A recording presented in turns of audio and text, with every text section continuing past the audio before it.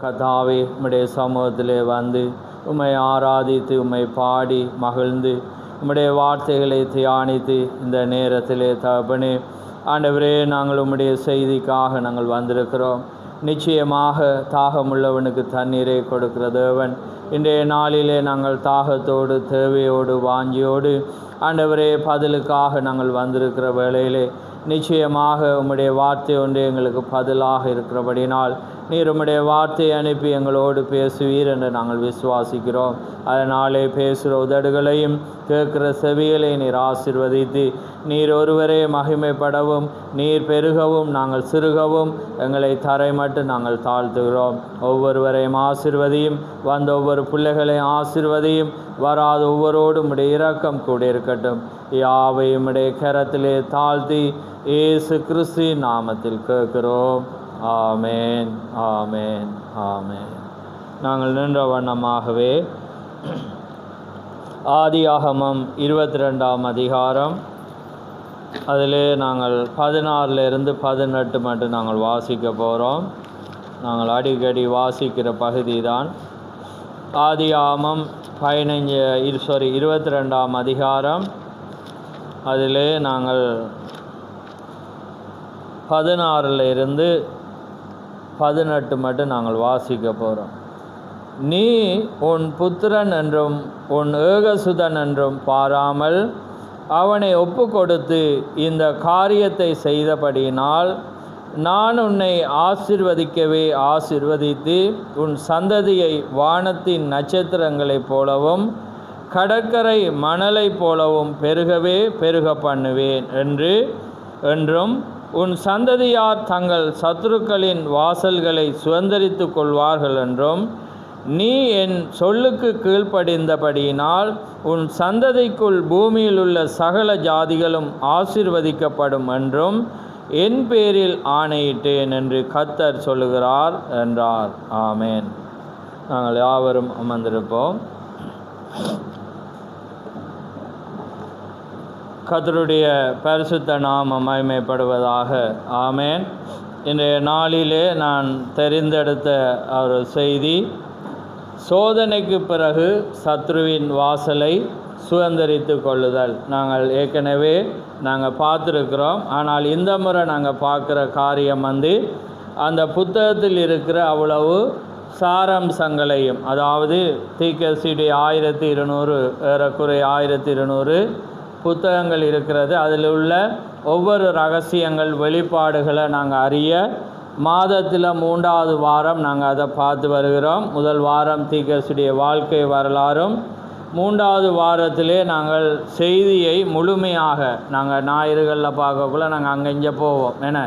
ஆனால் இங்கே இப்போயும் சில நேரத்தில் போவோம் என்றாலும் நாங்கள் அந்த புத்தகத்திலே தரித்திருக்கத்தக்கதாக இந்த காரியங்களை நாங்கள் பார்ப்பது உண்டு. ஏனென்றால் நாங்கள் எல்லாமே பார்க்குற வேளையில் தான் இது மனவாட்டிக்குரிய மெட்டீரியல், அதாவது எங்களுக்கு தேவையான பகுதிகள், ஆலோசனைகள் எல்லாமே இதில் அடங்கி இருக்கிறது. ஏனென்றால் இன்றைக்கு அநேகர் நடுமையம், 7 முத்திரைகள் என தானியலின் 70 வாரங்கள் அல்லது ஏதாவது ஒன்றை பார்த்துட்டு என்ன செய்வாங்க, அந்த பாயிண்டிலே இருக்கிறபடினால செய்திகள் அவங்களோட மத்தியில் தவறி போகிறத நாங்கள் பார்க்குறோம். ஏன்னா அவங்க உணர்ச்சி வசப்பட்டு அல்லது அவங்களோட சிந்தையில் எது இருக்குதோ அதை டக்குன்னு பேசிடுவாங்க. ஏன்னா காலத்தை, சூழல்களை, நேரங்களை, சமயங்களை, சந்தர்ப்பங்களை பார்க்குற வேளையில் அது சரியாக இருக்கும். ஆனால் முழு வார்த்தையும் அங்கே பரிசுத்த ஆவி இருந்து அது முழு வார்த்தையை நாங்கள் வேதத்தோடு ஒப்பிட்டு பார்க்கக்குள்ள தான் அது சரியா, நாங்கள் பொறுத்துறது இந்த காலத்துக்கு சரியாக பொருந்துமா, நாங்கள் நினைக்கிறது சரியா என்பதை நாங்கள் செய்தியில் வச்சு தான் நாங்கள் பார்க்கலாம். அப்போ அதனால தான் நாங்கள் என்ன செய்கிறோம்னா இந்த காரியங்களை இந்த நாட்களில் நாங்கள் பார்த்து வர்றது. அப்போ என்னென்ன இந்த புத்தகத்தில் சொன்ன என்னாலேயும் ஒரே நாளில் சொல்லலாம். ஆனால் முடிஞ்சளவு என ஒரு முக்கியமான பகுதிகளை நாங்கள் சொல்லலாம். பிறகு நீங்கள் செய்தியை ஆடியோலையோ கேட்கும்போது நீங்கள் இன்னும் ஒரு ஆழத்தை நாங்கள் அறியலாம். ரைட். இந்த புத்தகத்தில் ஆரம்பத்தில் அவர் என்ன சொல்கிறாருன்னா, எப்பயுமே தீர்க்கதரிசி வேதத்தை வாசிக்கும்போது எழுந்திருக்க சொல்வார். ஏன்னா அதனால் அவர் முன்னமே சொல்கிறார், எழுந்திருந்தால் அது நலமாக இருக்கும். ஏனென்றால் தேவனுடைய வார்த்தைக்கு நாங்கள் கணம் கொடுக்க வேண்டும் என்ற பகுதி அவர் முதலாவதே சொல்லுகிறார். ஆமேன். அப்போ அதை நாங்கள் ஏன் அடிக்கடி நாங்கள் பார்த்து வர்றோம், இந்த சபையார் நாங்கள் அதை கடைப்பிடிப்பது உண்டு.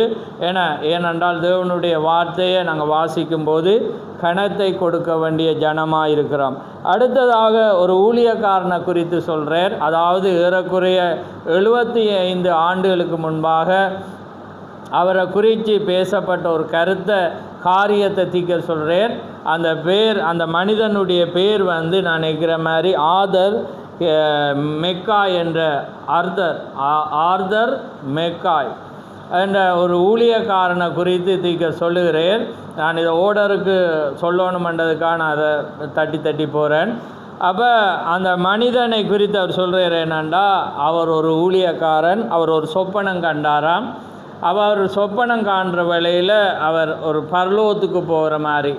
அப்போ பரலோகம் அவர் மரித்து பரலோகம் போகிற வேளையில் பார்த்திங்கன்னா எப்பயுமே எங்கேயுமே ஒரு வாசல் இருக்குமே. நாங்கள் உள்ளே போகிறதுக்கு இப்போ வளவுக்குள்ளே வாரண்டா கேட் இருக்கும், வீட்டுக்குள்ளே வாரண்டா ஒரு கதவு இருக்கும். அதே மாதிரி பரலோகத்துக்கு போகிறதுக்கு ஒரு வாசல் இருக்கும். அந்த வாசலில் அவர் வந்தோடனே வாயிட் காப்பவர்கள் வந்து நிற்கிறாங்க, நிப்பாட்டி நாங்கள் என்னன்னு பார்த்தா அந்த புத்தகத்தில் வந்து அவரோட பேர் இல்லை. அவள் பேர் இல்லாதபடினால் அது சொப்பனமாக, அவள் பேர் இல்லாதபடினா, ஆனால் அது ரியல், உண்மையாகவும் நடக்க போகிறோன்றது தான். ஆனால் அவர் அதை சாகிறதுக்கு முன்பே ஒரு சொப்பனம் காண்றேன், ஒரு அருமையான ஒரு ஊழியன். அப்போ அவரை குறித்து தீர்க்க சொல்லுகிறேன். அப்போ அதனால் நிப்பாட்டினோன்னு என்னென்று அவர் கேட்குறேன், நான் ஆர்தர் மெக்காய் வந்திருக்கிறேன், நான் ஒரு சுவிசேஷகன், நான் ஒரு பிரசித்தி பெற்ற ஒரு மனிதன், நான் வந்திருக்கிறேன், என்ன நிப்பாட்டுறீங்க? அவர் சொல்கிறேன், சௌரரே உம்முடைய பேர் வந்து அங்கே இல்லை, அதனால் நாங்கள் நிப்பாட்டுறோமன்.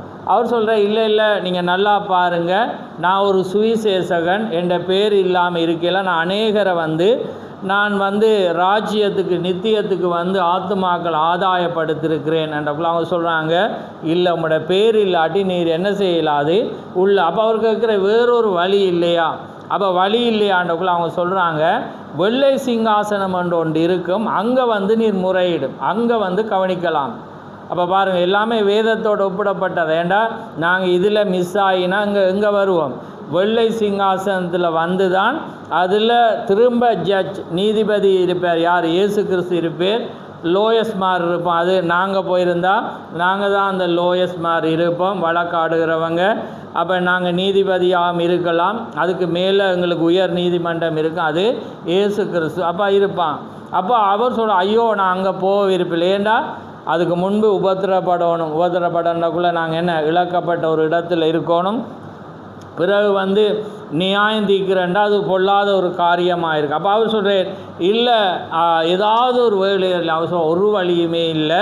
ரெண்டாக்குள்ள அவர் என்ன செய்கிறார், சற்று மேலே போகணும் என்ற அந்த சொப்பனத்தில் அடுத்த கட்டம் போகிற வேளையில் பார்க்குற வேளையில் அவர் அப்படியே போய் கொண்டு இருக்கிற இருள் மாதிரி இருக்கிறது.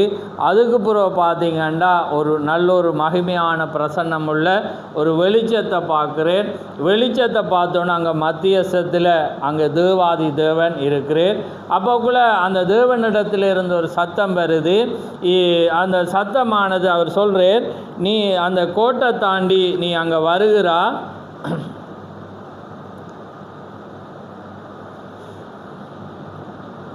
ரைட். அப்போது இடம் அவ்வாறில்லை, இடத்தின் மையத்தில் இருந்தாராம். அப்பொழுது தேவன், என்னுடைய நியாய தீர்ப்பின் சிங்காசனத்தை அணுகிறது யார் என்று கேட்டதாக கூறினார். அப்போ என்னுடைய நியாய தீர்ப்பின் சிங்காசனத்தை யார் அணுகிறது என்ற தாண்டி வாரே தானே. அப்போ தாண்டி வர்ற வேளையில் அங்கே தேவன் கேட்குறேன்.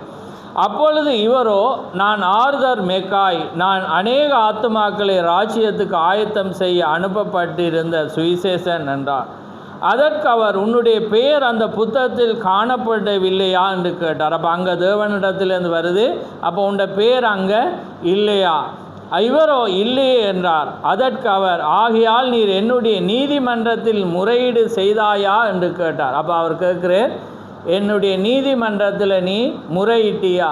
அப்பொழுது இவரோ ஆமையா என்றார்.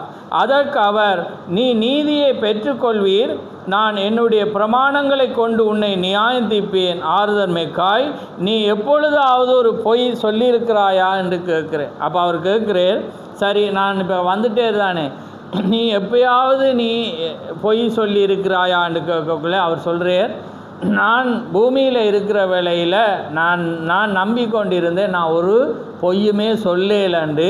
ஆனால் இந்த வெளிச்சத்துக்கு முன்னால் வருகிற வேளையில் நான் உணர்கிறேன், நான் பொய் சொல்லியிருக்கேன். ஏன்னா நாங்கள் சிலது என்ன சொல்லுவோம், சந்தர்ப்பம், ஏன்னா சூழலுக்காக நாங்கள் பொய்யை சொல்லுவோம். அது நாங்கள் நினைப்போம் அதை நீதியை நடப்பிக்க அல்லது இது பிரச்சனை வரக்கூடாது என்று நாங்கள் நினைப்போம். அதே போல் தான் இவர் நினச்சி நிறைய பொய்யை சொல்லிட்டு, அப்போ அதனால் அவர் சொல்கிறார், அந்த வெளிச்சத்தில் அந்த நீதி உமக்கு முன்பாக வர மட்டும் நான் நினச்சேன்னா நான் பொய் சொல்லல, நான் ஒரு நல்ல ஒரு ஆள், நான் ஒரு பெர்ஃபெக்ட் ஆள் என்று நினச்சேன். ஆனால் நான் இங்கே வந்த பிற்பாடு அப்படி நினைக்கல.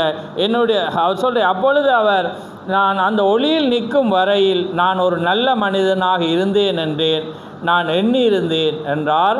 மேலும் அவர், ஆனால் அந்த ஒளியின் பிரசன்னத்தில் நான் ஒரு பாவியாயிருந்தேன் என்றார். நாம் எல்லாரும் அந்த விதமாக தான் இருப்போம். அதே மாதிரி தான் நாங்கள் இங்கே சொல்லுவோம், நாங்கள் சரி என நாங்கள் சொல்லல, நாங்கள் நீதிமான் பரிசுத்தர் என்று சொல்லுவோம். ஆனால் அங்கே போக்கில் எல்லாமே வெளிச்சமாக இருக்கும். வெளிச்சம் வந்தோடனே ஒன்றுமே தெரியாது என, அதாவது எல்லாமே மறைவானது ஒன்றுமே இருக்காது. மற்ற அவருடைய நீதிமன்றத்தில் அவருடைய ரெக்கார்டில் எல்லாமே எழுதப்பட்டிருக்கும். ரைட். அதற்கு அவனோ, இல்லை ஐயா, நான் இந்த புத்தகத்தை வைத்துள்ளேன், அதில் அப்போ அவர் சொல்கிறார், அந்த விதமாக தான் இருப்போம். நீங்கள் இப்பொழுது பாதுகாப்பாக இருப்பதாக உணரலாம், ஆனால் நீங்கள் அங்கே வரும் வரையில் காத்திருங்கள். அவர் அபிஷேகித்து கொண்டிருக்கும் போது நீங்கள் அதை இங்கே எப்படி உணர்வதாக நினைக்கிறீர்கள்? நீங்கள் உங்களை எவ்வளவு அற்பமாக உணர முடிகிறது? அது வெள்ளை சிங்காசன நியாய தீர்ப்பில் எப்படி இருக்கு? அப்போ இங்கே எப்படி என்றால் அது எப்படி இருக்கும்? அப்பொழுது அவர், நீ எப்பொழுதாவது ஒரு பொய் கூறினாயா என்று கேட்குறார். ரைட், நான் ஏற்கனவே சொல்லிட்டேன். அதற்கு இவரோ, நான் உண்மையுள்ளவனாக வந்ததாக எண்ணியிருந்தேன், ஆனால் நான் சிறு காரியங்கள் என்று எண்ணி நல்ல காரியத்துக்காக கூறின சிறு பொய்கள் அங்கே பெரிதாக கருப்பாக மாறியிருந்தது. அவர் இங்கே சின்னன்னு நினைச்சி நல்ல காரியத்துக்காக சொன்ன எல்லாமே அங்கே எப்படி இருக்கான், கருப்பாக பெருசாக எல்லாமே எழுதியிருக்கு. ஏன்னா பொய் தான் ஏன்னா. அப்போ அதனால தான் அங்கே வேதம் சொல்லுகிறது. அப்பொழுது நான் ஒரு பொய்யை கூறியிருக்கிறேன் என்றாராம். அப்போ இனி தேவனுக்கு முன்னால் பொய் சொல்லலாமா? இல்லை, நான் பொய் கூறி. அப்பொழுது அவர், எப்பொழுதாவது களவாடினாயா என்று கேட்டாராம். நீ எப்பயாவது களவெடுத்தியா, களவாடினாயா? அதற்கு இவர், நான் அதை குறித்த காரியத்தில் உண்மையுள்ளவனாய் இருந்து வந்தேன் என்றும் ஒருபோதும் களவாடினதில்லை என்றும் எண்ணியிருந்தேன். ஆனால் அந்த ஒளியின் பிரசன்னத்தில் நான் சரியில்லாத சில செய்களில் ஈடுபட்டிருப்பதை தெளிவாக உணர்ந்தேன். அப்படி அவர் நினைச்சேன், களவாடையில் என நான் வஞ்சிக்கல. ஆனால் அங்கே வந்தோன்னே எல்லாமே என நீ களவாடினது ஏன்னா சின்னதும் என ஒரு வஞ்சகமும் என ஏமாத்துறதும் என மற்ற காரியம் எல்லாமே களவாடினதாக இருக்கிறார். அப்போ அதே போல் அவர் என்ன சொல்கிறார், நான் ஆம் என்று அவர் உணர்கிறேன். அப்பொழுது நான் என் வாழ்க்கையில் எப்பொழுதும் கேட்டிருந்ததிலே மிகவும் இனிமையான சத்தத்தை நான் கேட்டேன் என்று கூறினார். மேலும் அவர், நான் திரும்பி பார்த்தபோது நான் எப்பொழுதும் கண்டிருந்ததிலே மிகவும் இனிமையான முகத்தை கண்டேன் என்றும் ஒரு தாயினுடைய முகத்தை காட்டிலும் இனிமையாயிருந்தது என்றும் என்னுடைய தாய் என்னை கூப்பிட்ட சத்தத்தை விட அந்த சத்தம் இனிமையாயிருந்தது என்றும் கூறினார். அது யாருடைய சத்தம்? இயேசு கிறிஸ்துடைய சத்தம். ஆமேன். அப்பொழுது அவர், நான் சுற்றுமுற்றும் பார்த்தேன். அப்பொழுது ஒரு சத்தம், பிதாவே, அது உண்மைதான், அவன் பொய்களை கூறினான், அவன் நேர்மையாக இருக்கவில்லை. ஆமேன். அவன் அப்போ என்ன பரிசுத்த இயேசு கிறிஸ்து யார்? பரிந்து பேசுகிறவர் என்று இருக்குது. அதுக்காக 2 பேர் அல்ல. அவர் நீதியை என்று பிதாவாக ஆதியில் வார்த்தையாக இருந்தபடி நான் எழுதி வச்சிருந்தேன். ஆனால் எல்லா நீதியையும் நிறைவேற்ற அவர் என்ன செய்கிற பூமிக்கு வந்து நியாயம் தீர்க்கப்பட்டு பாவியலாக இருந்த எங்களுக்காக. அப்போ அதனால் அந்த வார்த்தைக்கு தேவன் என்ன சட்டம் இருந்தாலும் எங்களுக்காக அவர் பரிந்து பேசுகிறார். ஏனென்றா நான் அவனுக்காக மரிச்சேன் என்று. அதே போல் அவர் சொல்கிறார் பிதாவின் இடத்துல, அதாவது நான் ஒரு இதுக்காக சொல்கிறேன், அவர் சொல்கிறார் இவன் பொய் பேசியிருந்தான், உண்மை இல்லாதவனாயிருந்தான், களவெடுத்திருந்தான், உண்மைதான், ஆனால் பூமியிலே அவன் எனக்காக நின்றான். ஆமேன். எனவே நான் இப்பொழுது அவனுடைய ஸ்தானத்தில் நிற்பேன் என்று கூற கேட்டேன். ஆமேன். அப்போ அவர் சொல்கிறார் இவன் அப்படி இருந்தான் தான், ஆனால் அவன் பூமியில் இருக்கும்போது எனக்காக நின்றான். ஆமேன். இப்போ இங்கே தான் காரியம் வருது, விளங்குதா? நாங்கள் அப்பப்போ வாழ்க்கையில் என்ன செய்வோம், தவறு விடுவோம், பிழை விடுவோம், எல்லாம் செய்வோம். ஆனால் நாங்கள் தேவனுக்காக நின்றா அவர் எங்களை பாருங்க. அதனால தான் அந்த பாதுகாப்பு என்ன செய்கிறது வருது. ஆமேன். அப்போ நாங்கள் வேறொரு காரியத்தில் செய்யலாம், ஆனால் தேவனுக்காக, ஏண்டா பூமியில் என்னை குறித்தும் என்னுடைய வார்த்தை குறித்து எவன் வெட்கப்படுகிறானோ அவனை குறித்து நான் பிதாவினுடைய பிரசன்னத்தில் ஸ்தானத்தில் நிற்கும்போது நானும் அவனை குறித்து என்ன செய்வேன், வெட்கப்படும். அப்போ வார்த்தைக்காகவும் அவருக்காக நீங்கள் யாராவது பிழையான காரியத்தை சொல்லக்குள்ளேயோ அல்லது இப்படி இதண்டக்குள்ளே நீங்கள் நினைப்பீங்க, இதில் சொன்னால் நாம் ஒரு பரிசுத்த கூட்டம் அல்லது இயேசு கிறிஸ்துட மனிதன் அல்லது ஒரு எப்படி என்று நினைப்பாண்டு நாங்கள் என்ன செஞ்சிடுவோம், பேசாமல் இருப்போம். ஆனால் நீங்கள் அந்த இடத்துல வெட்கப்பட்டால் தேவன் என்ன செய்வார், உங்களை குறித்து நீங்கள் அவரோட வார்த்தையை குறித்து வெட்கப்படக்குள்ள அங்கே வச்சு, ஆனால் நீங்கள் அங்கே ஃபைட் பண்ணிவிட்டு, ஆனால் உங்களோட வாழ்க்கையில் சின்னதில் பொய்ய சொல்லியிருப்பீங்க, நீங்கள் களவெடுத்திருப்பீங்க, எல்லாமே செஞ்சுருப்பீங்க. ஆனால் நீங்கள் அங்கே இந்த இடத்துல தேவனுக்காக தேவனோட வார்த்தைக்காக நின்றிருந்தால் தேவன் உங்களோட ஸ்தானத்தை எடுப்பார். ஆமேன். அப்போ அதுதான் இந்த ஸ்டோரி, ரைட்? அந்த விதமாக அப்போ தீக்கர் சொல்கிறார், அந்த விதமாகவே அங்கு சம்பவிக்க வேண்டும் என்று நான் விரும்புகிறேன். ஆமேன். நாம் இப்பொழுது அவருக்காக நிற்க விரும்புகிறோம். அதாவது அந்த நேரம் வரும்போது அவர் என்னுடைய ஸ்தானத்தில் நிற்பார். ஆமேன். அப்போ அதே போல் நாங்கள் எப்பயுமே தேவனுக்காக நிற்கும்போது அதுக்காக பொய் சொல்லுங்கன்னு சொல்ல வரையில், அவர் களவெடுங்கன்னு சொல்லல, சந்தர்ப்பம் சூழல்கள் காரியங்கள் நேர்மைக்காக ஏதோ உண்டு அதை நாங்கள் சொல்லல, அது வரும்போது அதை நாங்கள் உணர்ந்து அதில் நாங்கள் ஏற்றுக்கொண்டு காரியங்களை கடக்கும்போது நிச்சயமாக நாங்கள் மற்ற நேரம் எல்லாமே அவருடைய வார்த்தைக்காக அவருக்காக நிற்போம்டா அவர் பரிந்து பேசுவார். இவன்ட பாவத்துக்காக, எங்கட பாவத்துக்காக தானே அவர் மரிச்சார். அப்போ அந்த ஸ்தானத்தை அவர் என்ன செய்வார், எடுத்து கொள்ளுவேர். ஆமேன். ரைட். இப்போ நாங்கள் செய்தியிட பொருளுக்கு வர போகிறோம். அப்போ இதை ஸ்டார்டிங் சொல்லிவிட்டு அதுக்கு பிறகு தான் அந்த வேத வகத்தையை அவர் வாசிக்கிறார். ரைட். அதுக்கு பிற்பாடு அவர் என்ன சொல்கிறாருண்டா, ஆபிரகாமுடைய மிக ஆச்சரியமான காட்சிகளில் ஒன்று தான் நாம் இப்பொழுது பார்க்குற காரியம். அவன் ஒரு சாதாரண மனிதன் எடுத்திக்க சொல்கிறார், ஆனால் அவன் தேவனால் அழைக்கப்பட்டான். அவன் யார்? சாதாரண மனிதன் தான், ஆனால் அவன் யாரால் அழைக்கப்பட்டான்? தேவனால். அதே பொழுது நானும் நீங்களும் சாதாரண மனிதர்கள், ஆனால் நாங்கள் தேவனால் அழைக்கப்பட்டிருந்தால் அது ஒரு பாக்கியம். ஏனென்றால் தேவன் எங்களை அழைச்சிருக்கிறார். அப்போ அதனால் பாருங்கள், இப்போ எங்களோட தலையங்கம் சோதனைக்கு பிற்பாடு சத்ருவின் வாசலை சுதந்திரித்து கொள்ளும். அப்போ எங்களோட வாழ்க்கையில் சோதனைகள் வரும், போராட்டங்கள் வரும், எல்லாமே வரும். ஆனால் அதுக்கு பிற்பாடு தான் நாங்கள் என்னத்தை ஜெயிக்க போகிறோம், சோதனையை நாங்கள் ஜெயிக்க போகிறோம். ஆபிரகாமோட வாழ்க்கையில் எல்லாமே சோதனை வந்துச்சு, ஆனால் சோதனைக்கு பிற்பாடு தான் அவன் யாரை ஜெயித்தான், சத்ருவின் வாசல்களை ஜெயித்தான். அதே போல் தான் எங்களோட வாழ்க்கையில் வர்ற எல்லாமே. இப்பொழுது அவன் 25 வருடங்களாக சோதிக்கப்பட்டிருந்த பிறகும் அவன் பலவீனம் அடைவதற்கு பதிலாக பலமுள்ளவனானான். பாருங்க, 25 வருஷம் இருந்தாலும் அவன் என்ன செய்கிறான், அதுக்கு பதிலாக அவன் இன்னும் பலமுள்ளவனானான். ஏனென்றால் அவன் தேவனுடைய வார்த்தையை விசுவாசித்து அதற்காக என்ன செய்தான், காத்திருந்தான். அது நிச்சயம் நிறைவேறும் என்ற நிச்சயத்தோடு அவன் இருந்தான். அதே போல தான் காலங்கள் மாறலாம், சபையும் மாறலாம், எல்லாமே மாறினாலும் நாங்கள் தேவனுடைய வார்த்தையை விசுவாசிக்கும் போது, நாங்கள் அந்த காத்திருப்பில் இருக்கும்போது நிச்சயமாக எங்களோட வாழ்க்கையில் வரும். வேதம் இயற்கைக்கு மேம்பட்ட ஒரு புத்தகமாயுள்ளது. அப்போ வேதம் என்னது?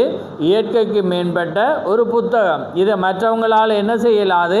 விசுவாசிக்கலாம். ஏண்டா இது ஞானிக்கும் கல்விமானுக்கும் மறைத்து கற்றுக்கொள்ள விரும்புகிற பாலருக்கு அவர் என்ன செய்தான்? தன்னை வெளிப்படுத்துகிறார். அப்போ நாங்கள் ஞானிக்கு கல்விமானுக்கு இது எல்லாமே மறைக்கப்பட்டிருக்கு. ஆனால் நாங்கள் தேவனை விசுவாசிப்போம். அதனால தான் அவர் சொல்ற இது ஒரு இயற்கைக்கு. அதுக்கு ஒரு உதாரணம் சொல்கிறார். என்னண்டா, இப்பொழுது என்னுடைய மனைவியைப் போல, அதாவது என்னுடைய மனைவியைப் போல, அவள் உலகத்திலே மிகவும் அற்புதமான ஸ்திரீயாய் இருக்கிறாள். அப்போ தீர்க்கதரிசி தன் மனைவியை சொல்லும்போது உலகத்திலே அவளை போல ஒரு அற்புதமான அவள் ஒரு ஸ்திரீயாய் இருக்கிறாள்.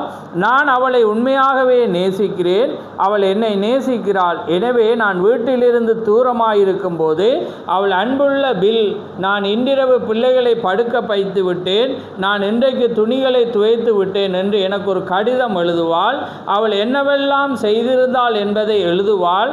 இப்பொழுது அவள் அந்த கடிதத்தில் அதை கூறிக்கொண்டிருக்கிறாள். ஆனால் நீங்கள் பாருங்கள், நான் அவளை மிக அதிகமாய் நேசிக்கிறேன். எனவே நான் அந்த மறைபொருளை வாசித்து அறிந்து கொள்ளும் அளவுக்கு நாங்கள் அவ்வளவு ஒன்றாயிருந்து கொண்டிருக்கிறோம். அதாவது அவள் என்ன செய்ய, இப்போ ஃபோனில் நாங்கள் சொல்லுவோம், அதுவும் எடுக்க மாட்டாங்க, எல்லாமே இருக்குது. ஆனால் அந்த காலத்தில் என்ன, லெட்டர் எழுதுவாங்க. எழுதும்போது அவள் விஷயத்தை சொல்லிட்டு இடையில் வர்ற குத்துக்கள் கமா அவள் என்ன சொல்ல வாரா என்றெல்லாம் தீர்க்கதரிசி சொல்கிறேன், நான் அதை அறிந்து கொள்வேன், அவள் என்னத்தை சொல்ல வருகிறாள். ஏனென்றால் நாங்கள் அவ்வளவு 2 பேரும் ஒன்றாக இருக்கிறபடினால அவள் என்ன கூற வருகிறாள் என்பதை நான் அறிந்து கொள்வேன். அதே போல தான் தீர்க்கதரிசி என்ன சொல்கிறாருண்டா, ஒன்றாயிருந்து கொண்டிருக்கிறோம். பாருங்கள், அவள் அதை கூறினால், அவர் கூறாவிட்டாலும் அவள் என்ன கூற விரும்புகிறாள் என்பதை நான் அறிவேன். பாருங்கள், அவள் எதை பொருட்படுத்தி கூறுகிறாள் என்பதை நான் அறிவேன். ஏனென்றால் அது அவளுக்கான என்னுடைய அன்பாயும் என்னுடைய புரிந்து கொள்ளுதலாயும் உள்ளது. அன்பாயும் அதே போலதான் அவர் சரி, வேதமும் தேவனும் அதே போலதான். ஆமேன். இந்த வேதம் அவளுடைய மனவாட்டிக்கு மாத்திரம்தான் அவர் என்ன கூற வருகிறார், எதை கூற வருகிறார், என்ன சொல்ல வருகிறார், இது யாருக்கு சொல்லப்படுகிறது என்பதை யாருக்கு புரியலாம்? அவருடைய மனவாட்டிக்கு மாத்திரம். ஆமே. அதனால தான் மற்றவங்களால் புரியலை தானே. அவங்க காலத்தை மாற்றுறாங்க, சமயத்தை மாற்றுறாங்க, அது இது அது இவர், அது அவர் எல்லாமே சொல்லுறாங்க. ஆனால் காலத்தை சமயத்தை பார்த்தா யார் என்பதை அது மனவாட்டிக்கு மட்டும்தான் அந்த இடைவெளி தெரியும், அந்த கமா எது தெரியும், அந்த வேர்டு எது தெரியும், அது யாரை குறிக்கிறது, யார் அந்த பொருள் யாரை குறித்து இது விவரிக்கிறது, எல்லாமே அது யாருக்கு தெரியுமெண்டா அந்த மனவாட்டிக்கு. ஏன்னா தேவன் ஞானிக்கு மறைச்சிட்டார். ஆனால் அது கல்விமானுக்கு மாத்திரம் அது என்ன செய்ய, ஞானிக்கும் கல்விமானுக்கும் மறைத்து கற்றுக்கொள்ள விரும்புகிற பாலகர் என்றால் அவங்க யாருன்னா சின்ன பிள்ளை போல். அது எப்படி சின்ன பிள்ளைகளுக்கு கண்டு இல்லை, அதாவது தேவண்ட வார்த்தையை சிறு பிள்ளைகளை போல விசுவாசிக்கிறவங்க, ஏற்றுக்கொள்ளுகிறவங்க. அது என்ன கூறியிருந்தாலும் அது அந்த நாளுக்குரிய வார்த்தை. இந்த உடுப்பை போடக்கூடாதுன்னா அது முடிஞ்சு போயிடும். அது பழைய ஏற்பாடு அல்லது ஜூதர்களுக்கு அல்லது அது அமெரிக்காவில் கண்டு இல்லாமல் அது எல்லாமே முடிய வெட்டக்கூடாதுன்னா அது அப்படியே என்ன செஞ்சிடும், அதோட முடிஞ்சிடும். அது அப்படியே விசுவாசிக்கிறோம். ஓய்வு நாளில் ஆசரியன்றால் அது அப்படியே விசுவாசிக்கிறோம். அப்போ எல்லாமே தேவன் பாருங்கள் ஒப்பிட்டு பேசுகிறார். அதே போல் தான் தன்னை மனைவியை வச்சு அவர் என்ன செய்கிற வேதத்தோட தீர்க்கதரிசி சொல்கிறத நாங்கள் பார்க்குறோம். அதே போல் அநேகருக்கு அது புரியாது. ஏன்னா இதெல்லாம் பேசினா இப்போ தீர்க்கதரிசியை சில பேர் என்ன சொல்லுவாங்கன்னா விசுவாசிக்கிறேன்னு சொல்லுவாங்க. ஆனால் பார்த்தீங்க இந்த துண்டெல்லாம் வாசிக்க மாட்டான், அது அவங்களுக்கு புரியாது. பண்டைக்கு கடந்த நாளில் போனோன்னா அந்த ஒரு சகோதரன், அவரை நாங்கள் நேசிப்பதுண்டு. அவர் சொல்கிறேன், நீங்கள் எப்பயுமே பலிபீடத்திலிருந்து பெண்களை அப்படி புகழ்ந்து தள்ளுறீங்க, ஆனால் பெண் மூலம்தான் பாவம் வந்தது, பெண் மூலம்தான் இது வந்தது, 1000 பேருக்குள்ள ஒரு சிறிய புருஷனை கண்டேன் சிறிய. அப்போ பாருங்கள், அந்த மண்டைக்கு என்ன இல்லை, விளக்கம் இல்லை, விளங்கு இல்லை. அப்போ நாங்கள் என்னத்தை சொல்ல வாரோம்? அப்போ இவர் தண்டை மனைவியை புகழ்றேன்னு அவருக்கு தெரியாத ஏதேனில் நடந்தது. அப்போ வேதம் ஒரு கவர்ச்சிக்காக, காரியத்துக்காக, வரப்போகிற நிழலுக்காக பேசப்பட்ட. ஸ்திரீ எப்பயுமே யாருக்கு அடையாளம்? சபைக்கு அடையாளம். அப்போ அந்த நேரத்தில் அநேக ஸ்திரீகள் என்ன செய்தாங்க, தேவன் பயன்படுத்துகிற ஒரு கருவியாக இருந்தாங்க. பரிசுத்த ஆவியை பெற்றவங்களை வேதம் புகழுது. ஆமேன். அப்போ ஒரு போதகன் போதிக்கிற விதத்தை ஒரு மனிதன் அறியாட்டி அவை அதே வருஷந்தோறும் அவன் போதிக்கிறான்டா அவன் ஆவிப்புல. ஆனால் அவன் பெண்ணை கடிகிற நேரத்தில் கடிஞ்சு கொண்டும் என வேதத்தை வெளிப்பாட சொல்லுகிற வேளையில் அவள் யார் என்று சொல்லியும் பரிசுத்த ஆவியை பெற்றவளை தான் அவன் கணம் பண்ணுறான்ன்றது அவன்கிட்ட போதனையை வச்சு தான் அறியோன். அப்போ பாருங்கள், இந்த ஆவிகள் எப்படி எழும்புறத பாருங்கள். ஆனால் தீக்கர்சி பாருங்கள், உலகத்திலேயே தன்னை மனைவியை புகழ்கிறத நாங்கள் பார்க்குறோம். அதே போல் தான் இயேசு கிறிஸ்துவும் அதே போல் அவர் நேசித்தார் என்பது அவங்களுக்கு புரியல. ஏனென்றால் அவங்களுக்கு விளங்காது. ஏனென்றால் அவங்க அந்த காரியத்தில் அழைக்கப்படையலை என்பதை நாங்கள் அதில் காண்கிறோம். ரைட்.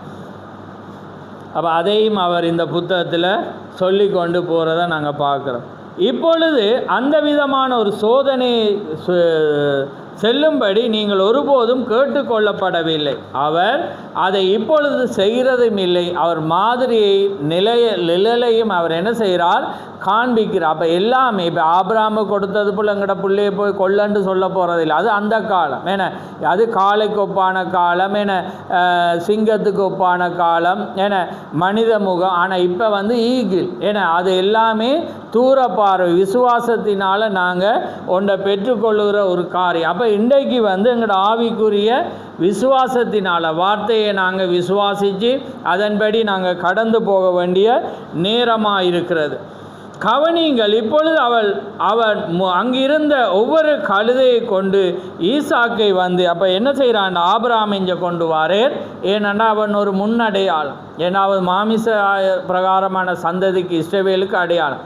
ஆனால் ஆவிக்குரிய ராஜரீக சந்ததிக்கு இயேசு கிறிஸ்து முன்னடையாளம். நான் முன்னமே கடந்த வாரம் சொன்னேன், அவங்க ஈசாக்கு மூலம் என்ன வாக்குத்தத்தம் எப்படி சொல்லப்பட்டது, உன் புத்திரனுக்கூடாக பூமியில் உள்ள வம்சங்கள் எல்லாம் ஆசீர்வதிக்கப்படும் என்று சொன்னோன்னா ஆக்கள் நினைக்கிற அது ஈசாக்கு தான். ஆனால் அவர் வரப்போகிற ஆபிரகாமின் சந்ததியாக இருக்கிற இயேசு கிறிஸ்துவை பற்றி அவர் சொல்லப்பட்டார். ஈசாக்கு மூலம்னா ஈசாக்கு மறிச்சிட்டான், அவன் மூலம் எல்லாம் ஆசீர்வதிக்க. ஆனால் தேவனுடைய நாமத்தில் தான் தேவன் அவர் சொல்கிற உன் பேரை நான் பெருமைப்படுத்துவேன் என்றான். அதை விட யாரை குறித்து சொல்லப்படும், இயேசு கிறிஸ்துவின் நாமந்தான் பெருமைக்குரிய நாமம். ஆமென். அதுதான் வல்லமைக்குரிய நாமம். அந்த நாமத்தை தான் தேவன் உயர்த்தினார். அப்போ பாருங்கள், அவன் என்ன செய்கிறான்டா, அந்த மலைத்தொடருக்கு போகிற வேளையில் அவன் எத்தனை நாள் பிரயாணம் பண்ண போனானா, 3 நாள். ஆமென். அப்போ அது நீதிமானாக்குதல், பரிசுத்தமாக்குதல், பரிசுத்தாவின் அபிஷேகம். அதே போல் 3 நாள் அவர் என்ன செய்தார், இரவும் பகலும் இருந்தார். ஆமென். 3 தேவன் பரிபூர்ணப்படுற தேவனாக இருக்கிறார். அதே போல் அவர் என்ன செய்கிறார், 3 நாள் பிரயாணம் கொண்டு சென்றான். இப்பொழுது என்னால் நடக்க முடியும். அவர் ரோந்து பணியில் இருந்தபோது நான் ஒவ்வொரு நாளும் வனாந்திரத்துக்கூடாக 30 மைல் நடந்து செல்வேன். நாம் நடந்து செல்வதற்கு பதிலாக மோட்டார் வாகனங்களில் சவாரி செய்து பழகிவிட்டோம். ஆனால் அந்த மனிதர்களுக்கு அவளுடைய போக்குவரத்துக்காக இருந்த ஒரே ஒரு வழி ஒரு கழுதை மீது சவாரி செய்வதே. பாருங்கள், எனவே அவன் அங்கிருந்து 3 நாட்கள் பிரயாணம் மேற்கொண்டு அதன் பின்பு வனாந்திரத்தில் தன்னுடைய கண்களை ஏறெடுத்து பார்க்கும்போது அவன் அங்கே என்ன செய்தான், ஈசாக்கை அழைத்து கொண்டு போய் அவனுடைய கரங்களை கட்டினான். அப்போ அதே போல தான் தேவன் அவரை சிலுவையில் என்ன செய்தார், கட்டினார். ஆமென். எல்லாமே அது என்ன அந்த காரியத்துக்கு அடையாளமாக இருக்கிறப்ப அந்த மலையை பார்த்தீங்கன்னா அந்த மலையில் என்ன செய்தார், தேவன் ஈசாக்க பலி செலுத்தினார். அதே போல தான் அந்த மலைத்தொடரில் தான் கொல்கதா அந்த மலைத்தொடர் வருது. இப்போ இந்த மலைத்தொடர் என்னது ஞாபகம் வருது இல்லை,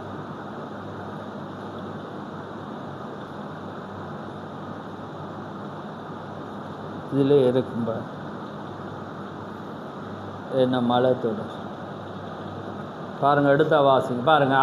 அதான் வேதம் என்ன சொல்லுதுண்டா, இந்த மலைத்தொடரில் தான் அப்படியே தொடர்ச்சியான மலைத்தொடர் தான் கொல்கொதா வருது. அப்போ அதே கொல்கொதாவில் தான் இயேசு கிறிஸ்து என்ன செய்து தன்னை சிலுவையை என்ன செய்து அங்கே அறையப்பட்ட. அதே நேரத்தில்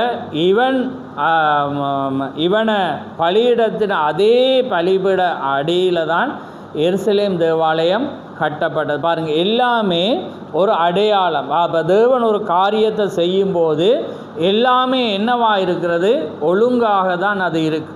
ஏன் அவர் எப்பொழுதும் அவர் நேற்றும் என்றும் மாறாத தேவன். அப்போ பாருங்கள், அவர் அடையாளத்தை செய்தால் அது அப்படியே நிறைவேற வேண்டிய ஒன்றாக இருக்கிறது. அதே போல தான் இந்த நாட்களில் தேவன் என்ன செய்கிறார்? மணவாட்டிக்கு அவர் இயேசு கிறிஸ்து அவர் என்ன செய்ய தந்தேர், அவளும் என்ன செய்யணும்? அந்த காலத்துக்கூடாக அதே விசுவாசத்தில் அவள் நடந்து செல்ல வேண்டும். ஆபிரகாம் தன்னுடைய சிந்தையில் இன்னும் தேவனுடைய வார்த்தை அங்கே நினைவில் இருப்பதை அறிந்தவனாய் அவன், என் மகனே, தேவன் ஒரு பலியை தமக்காக அருள்வாராயிருக்கிறார் என்றான். அவன் அந்த இடத்தில் யெகோவா ஈரே என்று அவன் என்ன செய்தானாம்? அழைத்தார். ஆமேன். அப்போ ஏனென்றால் தனக்கான ஒரு பலியை அவர் தருவார். அப்போ அதே போல தான் பாருங்கள், அன்றைக்கு ஒரு ஆடை தேவன் என்ன செய்த பலியாக தந்தார். ஆனால் 2000 ஆண்டுகளுக்கு பிற்பாடு அவர் என்ன செய்தார்? தன்னே அவர் பலியாக, ஆமேன், தேவனே அந்த பலியாக அவர் என்ன செய்து அங்கே கொடுக்கப்பட்டதை நாங்கள் பார்க்குறோம். ஆமேன். அவள் தன்னுடைய மகனை கட்டிய போது அவன் மரணத்துக்கு கீழ்ப்படிந்தவனாய் அவனை பலிபிடத்தின் மேல் வைத்து அவன் என்ன செய்தான்? கொல்ல முயன்றான். ஆனால் தேவன் என்ன செய்தார்? அதை தடுத்து, ஏன் அவனுடைய விசுவாசத்தை அவர் சோதித்தார். ஆமேன். அதே போல தான் தேவன் இன்றைக்கும் எங்களுடைய விசுவாசத்தை அவர் சோதிக்கிறவராயிருக்கிறார். கடைசி நிமிஷம் மட்டும் நாங்கள் அதை விசுவாசிக்கிறோமா? தேவன் பேரில் நாங்கள் அந்த வார்த்தையை நாங்கள் வைத்திருக்கிறோமா? எப்பயுமே சோதனை தேவனுடைய வார்த்தையை நிமித்தம் வரணும். உலகத்தில் வர்ற சோதனைகள் வித்தியாசம். ஆனால் தேவனுடைய வார்த்தையை நிமித்தம் வர்ற வேளையில் நாங்கள் அதை விசுவாசிக்கோம். ஏன்னா நாங்கள் அந்த வார்த்தை தேவன் கூறியிருந்தால் நாங்கள் என்ன செய்யணும்? சோதனை வரும்.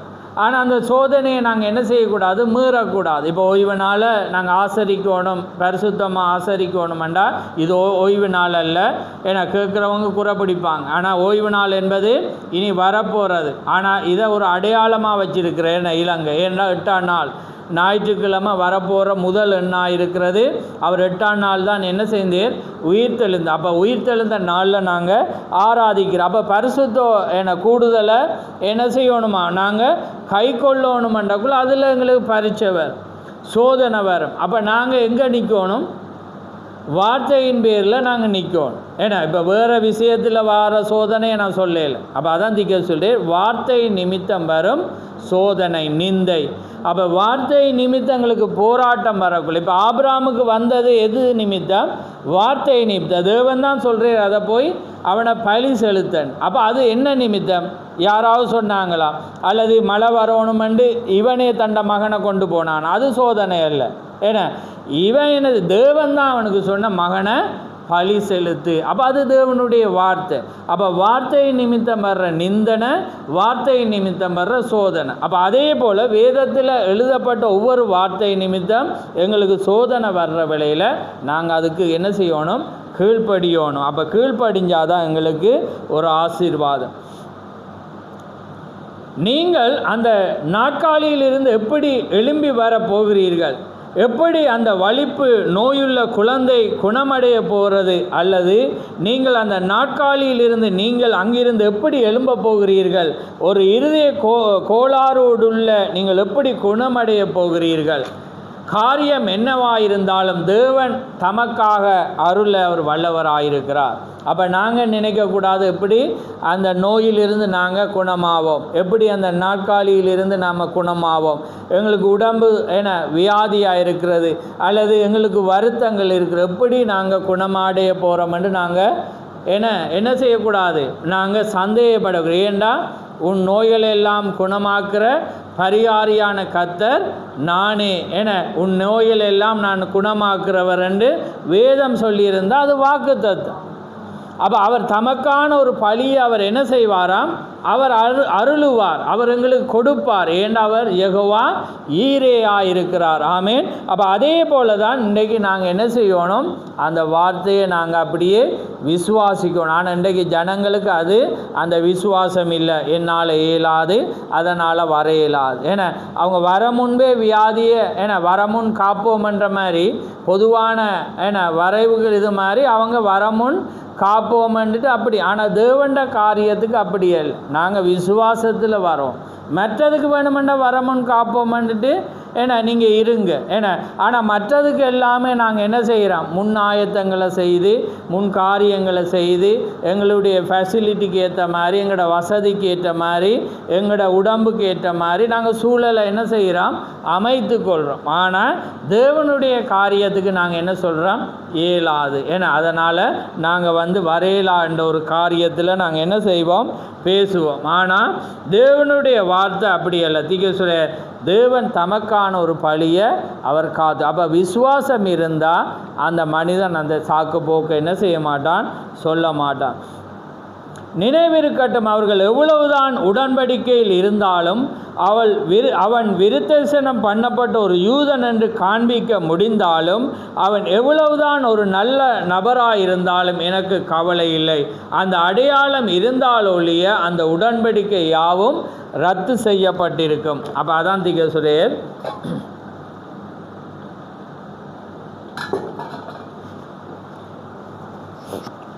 அதாவது ஒரு மனிதன் இப்போ ஆபிராம சொல்லுவோமே, ஆபிராம் சொல்கிறான் நான் விருத்தேசனம் பண்ணப்பட்டிருக்கேன், ஏன்னா நான் இப்படி இருக்கிறேன் அப்படி இருக்கிறேன். என்ன இருந்தாலும் தேவன் எதை கண்டு போவேன், அந்த இரத்தத்தை கண்டு தான் நான் என்ன செய்வேனா, கடந்து போவேன். அப்போ இரத்தம் இல்லாட்டி அவன் விருத்தேசனம் பண்ணப்பட்டிருந்தாலும் பிரயோசனம் இல்லை.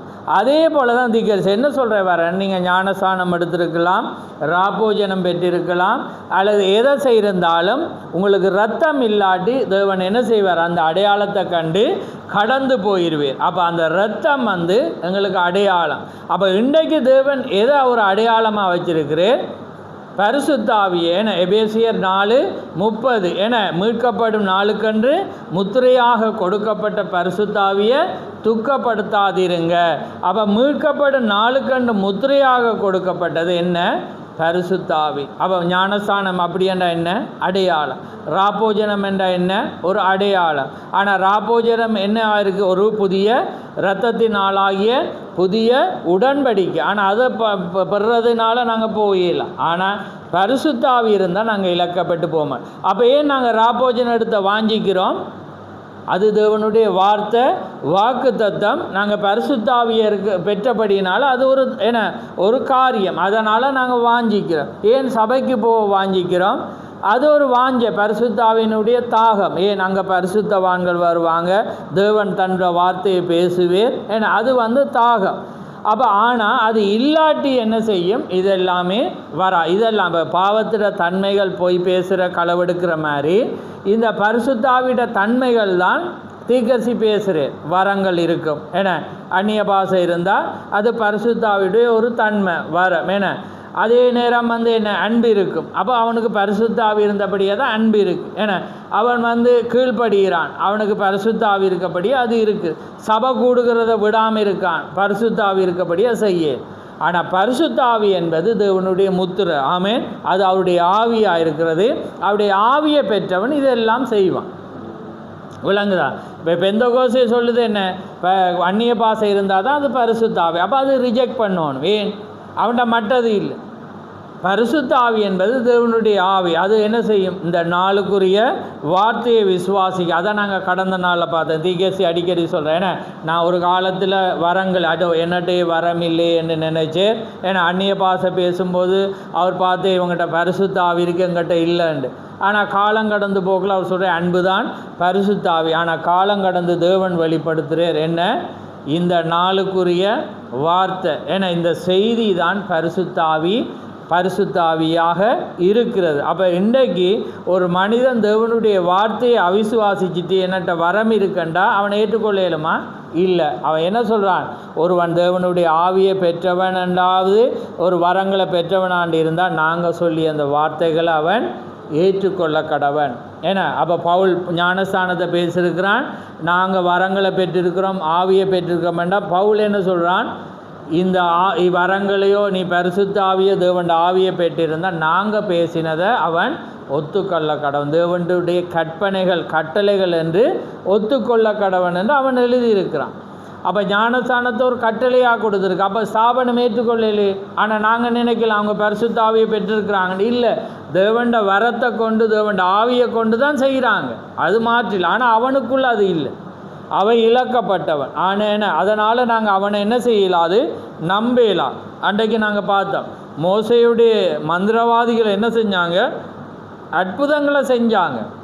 ஆனால் சுகமாக்க இயலாமல் போய் ஏனாண்டா அதை செய்யக்கூடியவன் மோசே மட்டும்தான். ஏன்னா அதே போல் பிசாசு வந்து மிரக்கல் அற்புதங்களை செய்வான், ஏன்னா அவன் நடித்து காட்டுவான். ஆனால் அவனால் எதையுமே தேவன் கொடுத்ததை எடுக்க இயலாது. ஆமே, அவனுக்கு வந்து அதை செய்ய முடியாது என்பதை நாங்கள் பார்க்குறோம். ரைட். அதுக்கப்புறம் பவுலை பற்றி சொல்கிறார்.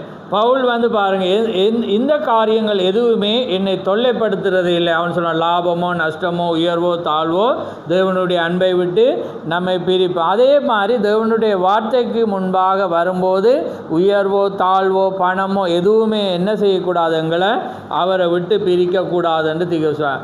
நீங்கள் எத்தனை சபைகளை சேர்ந்திருந்தாலும், நீங்கள் எத்தனை முறை ஞானஸ்தானம் பட்டிருந்தாலும், முகங்குப்புற மூழ்கும்படி பின்புறமாக நீங்கள் விரும்புகிற எந்த விதத்திலே ஞானஸ்தானம் பெற்றிருந்தாலும், நீங்கள் பலியோடு இணைந்து கொள்ளாப்பட்டால், அதாவது பரிசுத்தாவியோடு இணைக்கப்படாவிட்டால் நீங்கள் வந்து அங்கே செல்ல முடியாது என்று சொல்கிறேன். அதுதான் தேவன் என்ன செய்து இனத்தான் மீட்பராக வந்து தன்னையே அந்த ஜனத்துக்கு கொடுத்தேர் என்று சொல்கிறார். ஏண்டா அவர் மரிக்காட்டி பரிசுத்தாவி என்ன செய்யாது, வரையாது.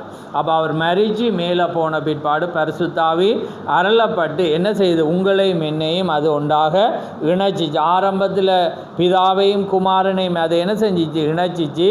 இன்றைக்கு இயேசு கிறிஸ்து ஆவி மணவாட்டியும் அவரையும் என்ன செய்கிறது, ஒன்றாக இணைக்கு. ஏன்னா இயேசு கிறிஸ்துக்குள்ளே யார் வந்துட்டு, பிதா வந்துட்டு, வார்த்தை வந்துட்டு, அந்த ஆவி. அப்போ இயேசு கிறிஸ்து மரித்த பிற்பாடு அவருடைய ஆவி, அப்போ அவருடைய ஆவி என்ன செஞ்சுட்டு எங்களுக்குள்ளே இப்போ வந்தபடியினால் நானும் அவரும் ஒன்றாக இருக்கிறோம் என்று வேதம் சொல்கிறது. ரைட்.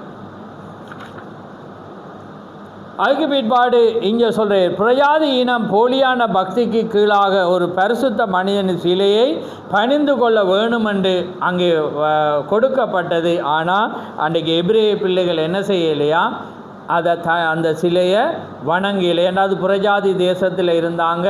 ஏன்னா அந்த தேசத்தில் புறஜாதியார் எல்லாரும் சிலை வணக்கத்துக்குரியவங்களாக இருந்தாங்க. ஆனால் அந்த எபிரேய பிள்ளைகள் என்ன செய்யலை, அதை வணங்கல. அது யாரோட சிலை, தானியேலுடைய சிலை தான். ஏண்டா நீங்கள் பார்க்கலாம், அஞ்ஞானி மார்க்கங்கள் முக்கோடி தேவர்கள் உண்டன்று என்ன செய்வாங்க, ஒவ்வொரு தேவர்களுக்கும் ஒரு சிலை இருக்குது.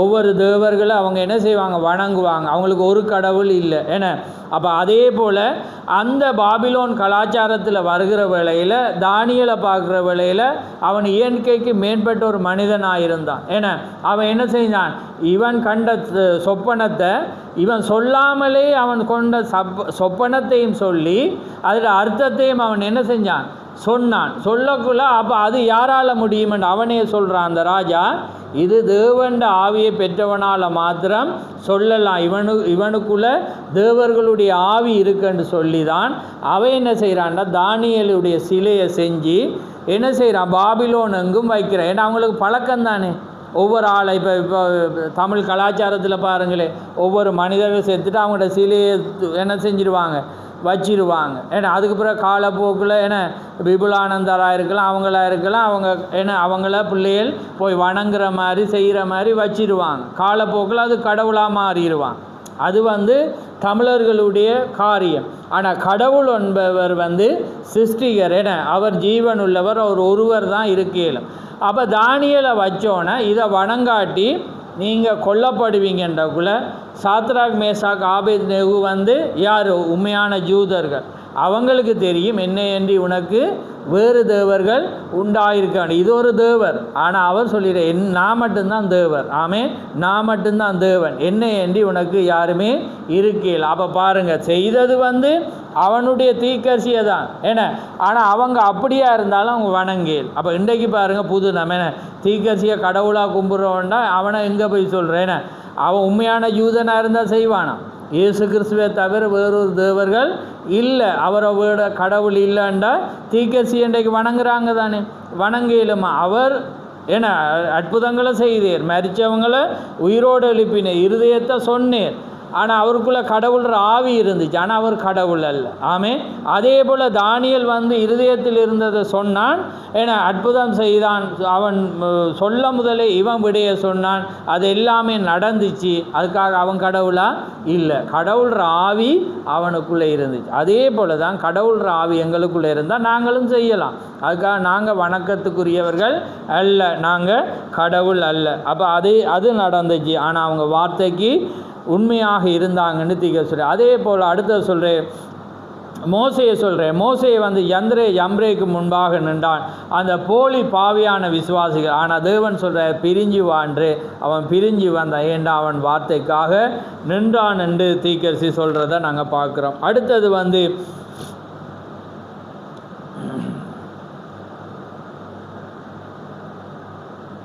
அப்போ அதான் அதே போல் பாருங்கள், யோசுவாவை பாருங்கள். யோசுவாவும் காலேப்பையும் பார்க்குற வேளையில் காலேப்பும் யோசுவாவும் என்ன செஞ்சாங்க? மற்ற 10 பேரும் என்ன சொன்னாங்க? இது முடியாது. காதேஸ் பர்னா போன வாரம் செய்து ஏன்னா காதேஸ் பர்னியாவில் வரக்கிற வேளையில் அவங்க சொன்னாங்க இது எங்களால் ஏல. அப்போ இன்றைக்கு நாங்கள் எங்கே நிற்கிறோம்? காதேஸ் பர்னி. அப்போ இன்றைக்கு ஜனங்கள் சொல்கிறாங்க தான், ஏன்னா இது எங்களால் ஏலாது, உங்களால் ஏலும், எங்களால் ஏலாது. அப்போ அவங்க எங்கே நிற்கிறாங்க? யார் அவங்க? 10 பேர். ஏன்னா மெஜாரிட்டி 10, ஆனால் குறியினது என்னது? உண்மையானது 2. அதே போல் சபையில் 180% அப்படியானவங்க இருப்பாங்க, 2% என்ன யாராக இருப்பாங்க? விசுவாசிக்கிறாங்க, யோசுவாவையும் காலை போலையும் இருப்பாங்க. அப்போ அவங்க என்ன சொன்னாங்க? இது எங்களால் முடியும். ஏன்? இதை யார் வாக்குத்தத்தம் பண்ணது? தேவன். ஆமென். அப்போ அவங்க எதுக்காக நின்றாங்க? தேவனுடைய வார்த்தைக்காக நின்றாங்க. அப்போ நானும் நீங்களும் எதுக்காக நிற்கணுமெண்டா மனிதனுடைய கற்பனைக்கல்ல, சபையுடைய கோட்பாட்டுக்கல்ல, தேவனுடைய வார்த்தைக்கு. அப்போ தேவன் உரைச்ச வார்த்தைக்கு தான் நிற்கும். ஆமென். இன்றைக்கு அவர் என்ன சொல்கிறார், இவர் என்ன சொல்கிறாருன்றல்ல, நாங்கள் தேவண்ட வார்த்தைக்கு. அப்போ அதே போல் அவங்க என்ன செஞ்சாங்க? அந்த விசுவாசத்தில் உறுதியாக நின்றாங்க. அப்போ அதை தீர்க்க சொல்கிறேன், தாயே நீங்கள் அதை விசுவாசிக்கிறீர்களா? தேவன் உங்களுடைய சுகமாக்குதலை உங்களுக்கு கொடுத்து விட்டார், ஆனால் அதனுடைய ஒவ்வொரு அங்குலத்திற்கு நீங்கள் போரிட வேண்டும். உங்களுடைய உள்ளங்காலை மிதித்து இடமெல்லாம் நான் உங்களுக்கு சொந்தமாக கொடுக்கிறேன். அடிச்சுவடு என்பது உடைமையை பெற்றிருத்தல் என்று பொருள்படுகிறது. அவை யாவும் உங்களுடையதாயுள்ளது. ஒவ்வொரு வாக்குத்தத்தமும் உங்களுடையது, சொந்தமாயுள்ளது. ஆனால் நீங்கள் இப்பொழுது அந்த வழியில் ஒவ்வொரு அங்குலத்துக்கும் நீங்கள் என்ன செய்யணும்? போரிட வேண்டும். அப்போ அதே போல் யோசுவா காலை போல் நாங்கள் இருந்தால், எங்களுக்கு வியாதி இருந்தால் நாங்கள் என்ன செய்யணும்? போரிட வேணும். ஏன்னா அதை தேவன் யார் வாக்குத்தத்தம் பண்ணது? தேவன். உன் பரிகாரியான கர்த்தர் நானே, உன் நோய்கள் எல்லாம் குணமாக்குறவர் நானே என என் தழும்புகளால் குணமானீர்கள். அப்போ அதை யார் வாக்குத்தத்தம் பண்ணது? தேவன். அப்போ நாங்கள் அதை என்ன செய்யணும்? பெற்றுக்கொள்ள போரிட வேண்டும், போராட வேண்டும். யோசுவாவின் காலை போல் நாங்கள் என்ன செய்யணும்? நாங்கள் அதை இலகுவாக ஜெயிக்கலாம். சாபனாக்களோ அவிசுவாசிகளோ உங்கள்கிட்ட வந்து சொல்லுவாங்க. யோபுடைய நண்பர்கள் வந்து விசுவாசிகள் தான், ஆனால் வேதத்தின் பார்வையில் அவங்க அவிசுவாசிகள். ஏன்னா அவனுக்கு புத்தி சொல்கிறாங்க, ஏன்னா சொல்லுகிறத நாங்கள் பார்க்குறோம். கடைசியாக அவனுக்காக இவங்க நினச்சாங்க நாங்கள் சரி, யோபு புலண்டு. கடைசியாக வேதம் எப்படி முடிக்குது? அவங்களுக்காக இவன் ஜெபிச்சானு. ஏனண்டா அவங்க புல, இவன் சரி. ஆமே. ஏண்டா இவன் தேவண்ட வார்த்தைக்காக நின்றான். அப்போ அதே போல் அவிசுவாசிகள் சொல்லுவாங்க இது சரி வராது, இது எல்லையை தாண்டிட்டு, ஏன்னா நீங்கள் வந்து நீங்கள் அங்கே போங்க இங்கேண்டா நாங்கள் என்ன சொல்லணும்? நாங்கள் இலகுவாக ஜெயிக்கலாம். ஏண்டா தேவன் அதை வாக்கு தத்தம் பண்ணியிருக்கிறோம். அப்போ நாங்கள் யாராக இருந்தால் அப்படி வேர்டு வரும், வார்த்தை வருமெண்டா நாங்கள் யோசுவாவை காலை போல் நாங்கள் இருந்தால் வரும். ரைட். அதே போல் உன் நோய்கள் எல்லாம் குணமாக்குற கர்த்தர் நானே. வியாதியஸ்தர் மேல் கைகளை வைப்பார்கள், அப்பொழுது அவர்கள் சொஸ்தமாவார்கள். ஆமேன். நீங்கள் இதை விசுவாசிக்க கூடுமானால் எல்லாம் ஆகும் என்று தீர்க்க சொல்கிறார். ஆமேன். அவர் வார்த்தையின் சோதனையின் வாசலை ஜெயித்தார். அவர் திறவுகோல் சத்ருவுக்கு எதிர்த்து நில்லுங்கள், அப்பொழுது அவன் உங்களை விட்டு ஓடிப்போவான் என்பதாயிருந்தன.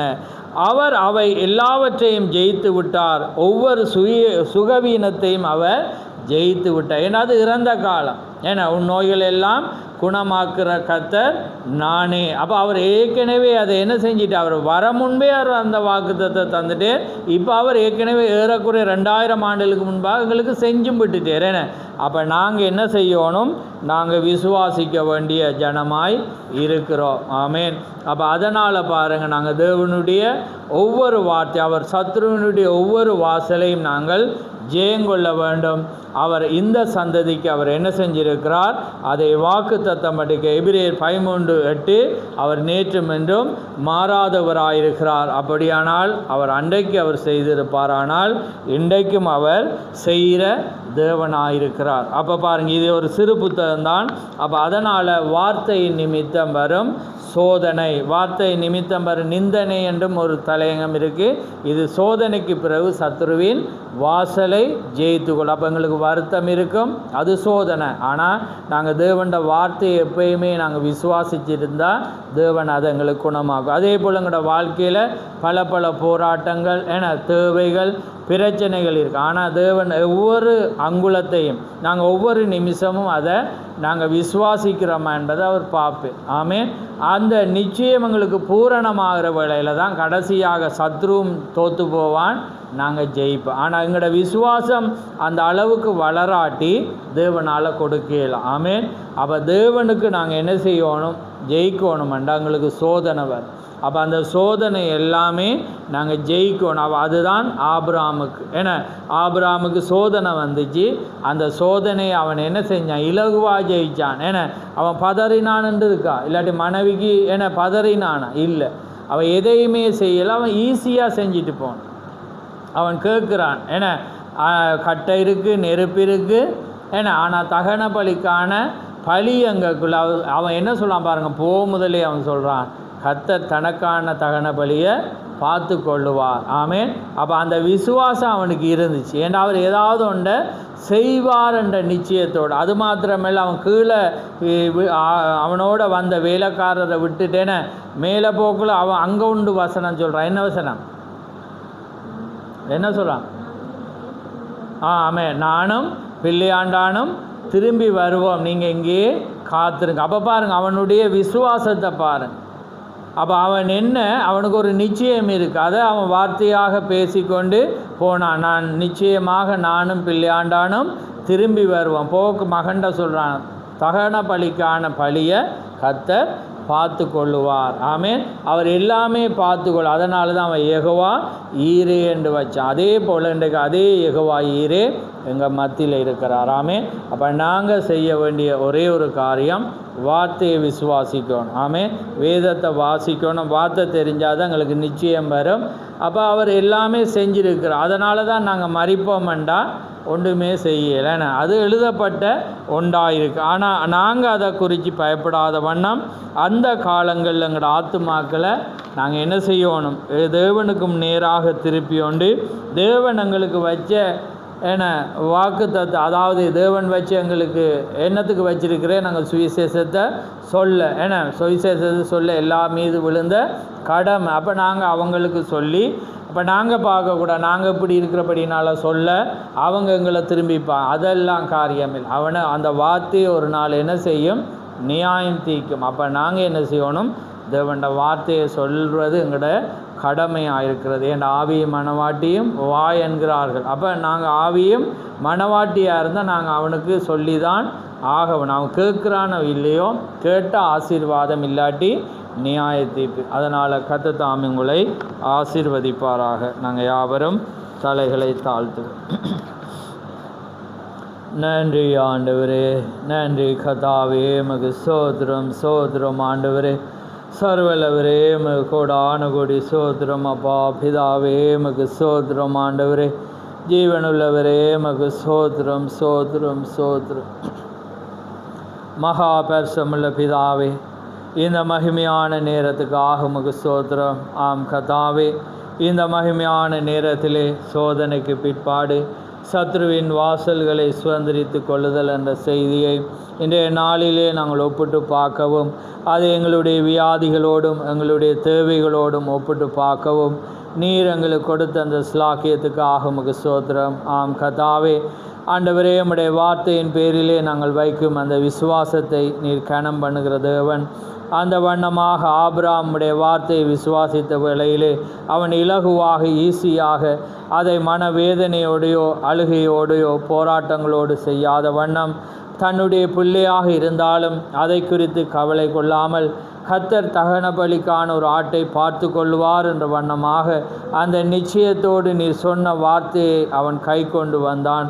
அதே போல கர்த்தாவே, வேதமே வெளிச்சமாயிருக்கிறபடினால் வேதத்தில் உள்ள ஒவ்வொரு வார்த்தையிலே நாங்கள் கடைபிடித்து அதை செய்ய நாங்கள் மகிழ்ச்சி அடைந்து கர்த்தாவே, நாங்கள் தொடர்ந்து கடந்து செல்ல நீர் எங்களுக்கு கொடுக்க போகிற அந்த ஸ்லாக்கியத்துக்காக உமக்கு ஸ்தோத்திரம். கேட்ட செவிகளை ஆசீர்வதியும், இனிமேல் கேட்க போகிற செவிகளை நீர் ஆசீர்வதியும். வந்த ஒவ்வொரு பிள்ளைகளோடு உம்முடைய இரக்கம் கூட இருக்கட்டும்.